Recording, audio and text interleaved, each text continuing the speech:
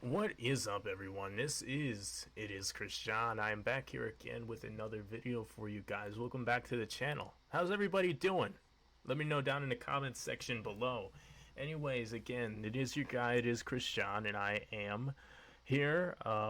We are looking at a new Pawn Stars video. Well, not new exactly, but new to me. This is Pawn Stars 5 super high price appraisals. Big offers way over asking. These are the ones that we tend to really be a fan of because it's always fun to see somebody getting more money than what they thought they were going to get. And that's exactly what we're doing. We're getting back to it again. Hold on just a second.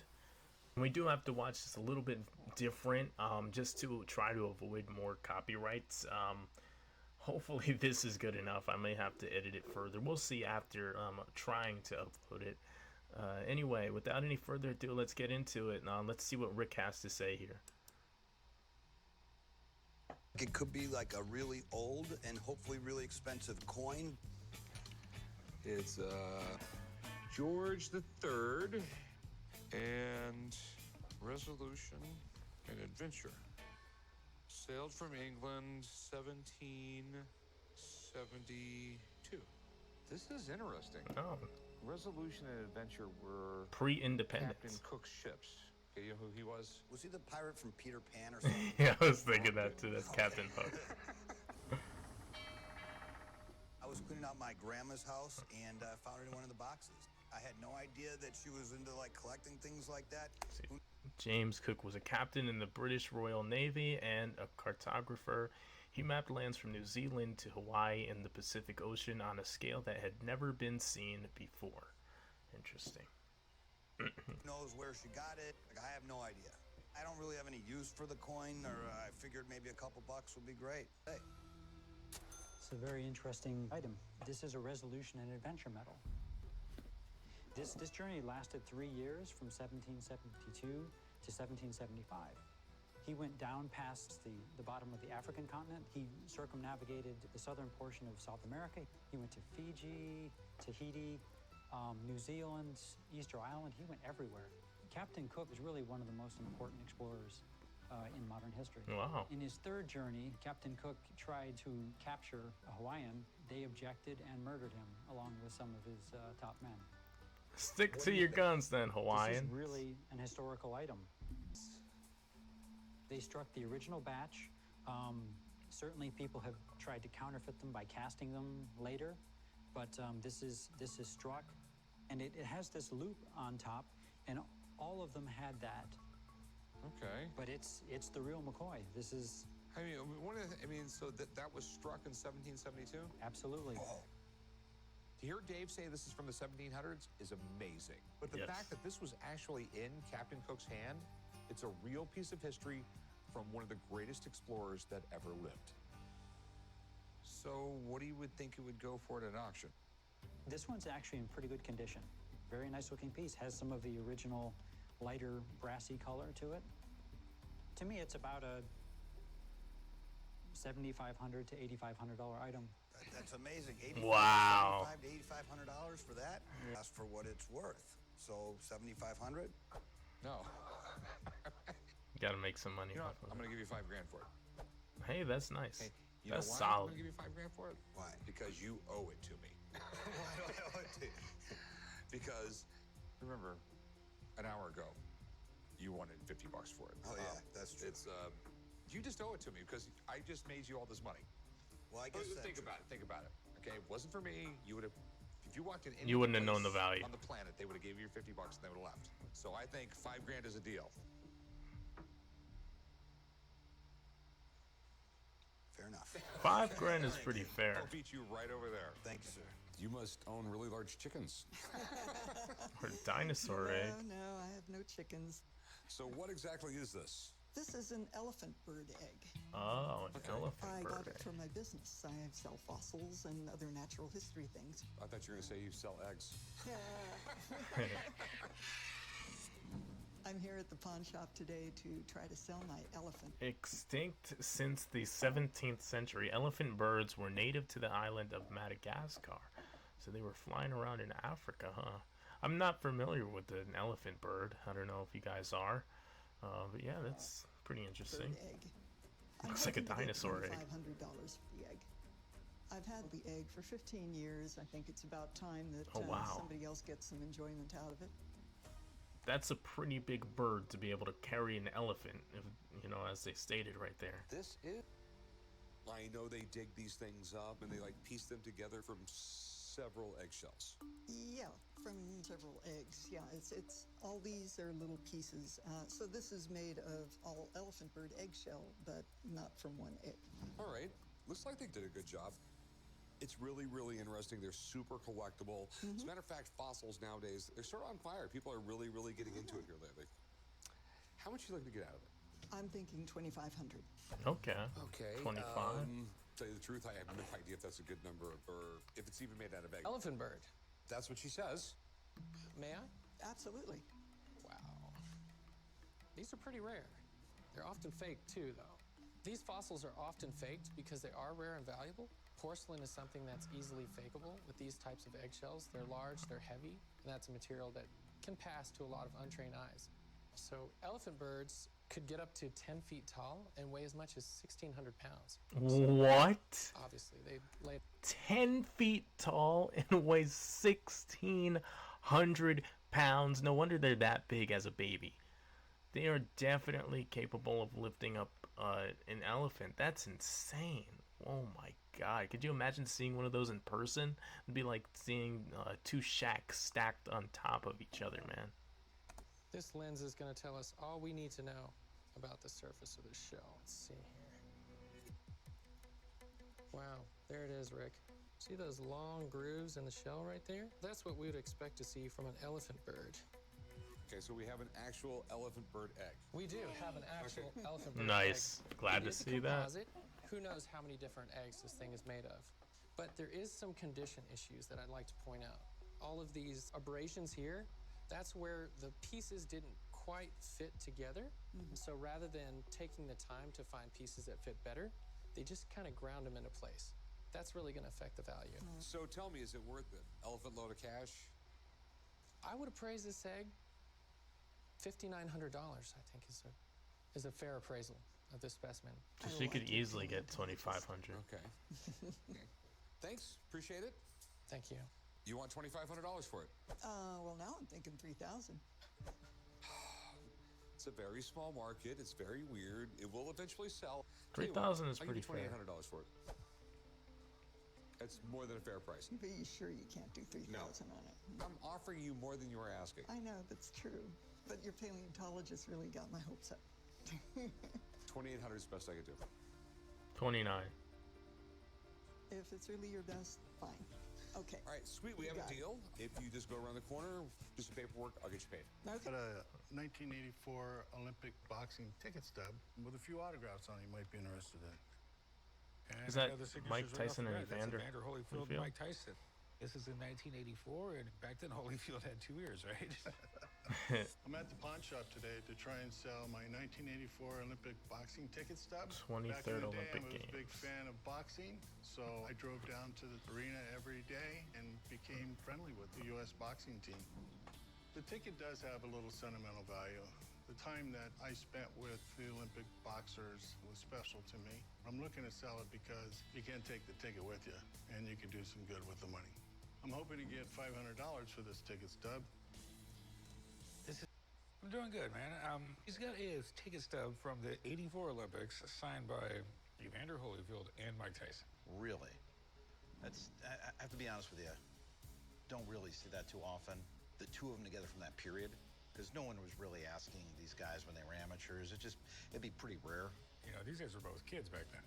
Yeah, and I mean, you Yeah. have to think about it. Tyson was just, an amateur. I think he was 17 years old, something like that, right in that range. He just turned 18. And Holyfield was a couple years older than him. Both came out of kind of rough areas, and they're tough kids, some great fighters.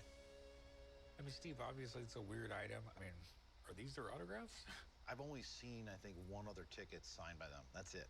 So it's pretty scarce to have them on an item together, especially an Olympic ticket. So the first thing, obviously, I want to do is take a look at the ink on this thing and kind of just seeing what we're dealing with, Corey. And it looks like a ballpoint pen on Tyson and Same thing for Evander Holyfield. So it's a blue ballpoint pen. So both are live on there. No problems with that. Tyson, very difficult to find any kind of signature from him from that period. I've seen just so few of them. This is from one of the only I've ever seen signed, and it's literally the same type of signature. The Holyfield autograph, very basic, very neat, and he takes his time with it. So, tell you the truth, you got a winner here. Okay. So what would something like this go for? Well, you know, with the two of them together, I think it's significant. Their history together kind of makes it worth more money. And these are two of the most iconic boxers of all time. Yeah. This one is special. And in today's marketplace, you're looking at about $2,000. Oh, wow. My kids told me it was going to be a big hit, but I thought not that big of a hit. I'd say it's one of the neatest Olympic items from '84 I've ever seen. Wow. All right, man. Steve, thanks for coming by. Yep, good luck with that. Take care. All right, Hey, so deal, 500. nice story. Wow, you shouldn't have brought him in. What do you take for it? 1,500. I'll double what you came in asking for and give you 1,000. It's more than fair, but knowing how rare it is now, I think I'll stay at 1,500. You know, me having to sell this thing, you know, I might get Somebody's coming gonna in sell, offering gonna buy me that. Come on. $1,700 for it. I don't know exactly what I'm gonna get, so I'm just gonna have to stick at 1,000. I think after holding it for 37 years, I can hold on for a couple more. Well, my offer will stand. So if you ever want to come back, please do. Okay. I appreciate Take that. care. He doesn't take it. Okay, fair You enough. tried to hook me for $1,000. Based on the rarity, I think I'm gonna pass. Take it home, put it in a nice frame. It's a rusty old car with broken down tires. What else do you need to know? Believe it or not, I got it out of a garbage pile. It looks like it belongs in a garbage pile. I really don't know a lot about it. Thought it would make a cool flower pot, but then when I saw the placard on it with the date, I was thinking maybe this thing's worth some money. So how would this work? Would you like hook it up to a horse? I imagine there was a handle right there, but you would hook it up to a Jeep if you needed to, just moving stuff around. The thing's built like a tank. I mean, obviously it was built so it could be shot. Do you know which company made it or anything like that? There's a placard on it that just tells what area it came from. Okay, we got hand carts and Rock Island Arsenal. It's from World War II, I imagine. Basically, every bit of industry was making something for the war. You know, most people don't realize this. During World War II, there was no cars made for personal use. The saying was, stop making what you're making, start making stuff for the war. During World War II, America's policy was basically all hands on deck. Everything for Everyone the was soldiers. expected to help with the war. Yeah. And a cart like this was an important piece of equipment. It could haul ammo, food, medical supplies. And in a pinch, you could throw a wounded soldier on it and bring him back from the battlefield. Fully restored, these things can fetch a pretty penny. So how much you want for this thing? I actually had it in a paper for sale with zero research. Grab our guns and we'll join. It doesn't look anything what it looked like. Well, it took a lot of work. Actually, this little small thing was so intense to get it done. It was pretty tough. What'd you have to do? Well, I ripped the floor out and I actually made new ribs for it. I put all the original holes where they're supposed to be. So that way, if you want to mount a 50 caliber in here, you can. Okay. And I think it came out pretty good. Yeah, I mean, I was absolutely shocked that it looks like this thing right here, because when I gave it to you, it looked like hell. You gotta realize this thing went through World War II. You know, it was just a tough life this thing had. You were telling me before, these sell for like $2,500? I'll be honest with you, I would start at $2,800 and feel where you're comfortable from there. I wouldn't let it go for a dime less. Because the collectors that go for these, you know, it's got to be original, and with the numbers on there, it pops. So what do the numbers mean? It's the 6th Vehicle Headquarters, 3rd Division, so you should be able to get a good price for it. Big question, how much are you? Well, like I said, I told you $1,400, and that's it. Okay, let me go pay you. Let me see what it gets like with a little weight in here. So you can pull 185 pounds? Yeah, but you're more like 240. I was about to say, he's not 185. Stop playing, Rick. I'm surprised Rick even got in the cart. Slow down, chump, slow down. What do we have here? I have a photo of and I'm about letter by 190, and he's Henry bigger than me. Wadsworth Longfellow. Now that's cool. Longfellow, he was the biggest there was. Unfortunately, today, I would say close to 99% of Americans can't even name a poet. Probably not. Other than Robert Frost and Maya Angelou, I went to an you auction. got me. There was I think I'm right now Edgar Allan what Poe. looked to me to be junk.